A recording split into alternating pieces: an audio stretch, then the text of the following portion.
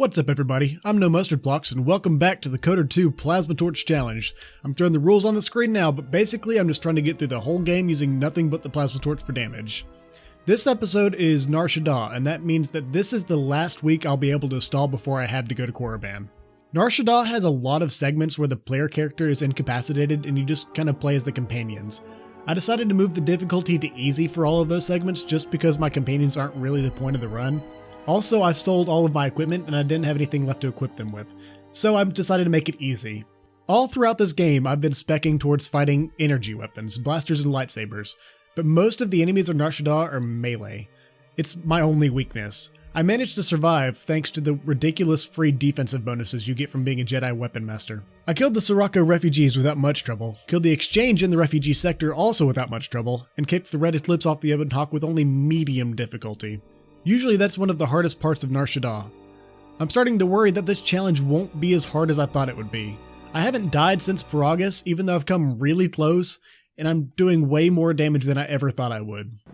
After taking over the red eclipse, I tried to play some Pazak, lost, gave up on Pazak, did some swoop racing, sucked at swoop racing, and then after cleaning up some other side missions, I managed to make enough noise for the exchange to notice me. That started the part of this planet where it's mostly companions and no Danny. I'm not going to show most of these segments because, who cares about the companions? I don't, but I will show this part just in case anybody is looking for an easy way to beat the twin sons as Aten. You just run behind the bar. They can't figure out how to get to you. After a bunch of stuff happens, it's time to infiltrate the Tar. Even with these huge swarms of melee enemies, I don't really have any problems.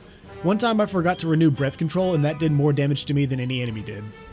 Underneath the Tar, I found what I'm calling Plan B. It's a second plasma torch.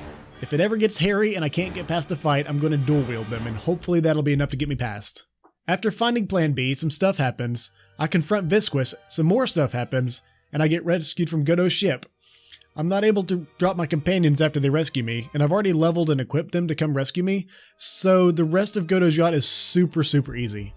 After we drop the cloak and get off the yacht, we meet our third Jedi Master and then have what ends up being the hardest fight on Nar Shaddaa, and it wasn't even part of the base game. It was some HK50s that got added by the restored content mod. That was the closest I came to dying on this planet. After cleaning up some side missions, that was it. I'm just done with Nar Shaddaa. Be sure to come back next week and see Korriban. I've been stalling as much as I can, but it's time now. I have to go fight Scion. Jam that like button if you liked it, dislike if you didn't like it, and leave a comment down below if you have any tips for Korriban. I'm all for using some sneaky little tricks to get the upper hand. See y'all next time. Peace.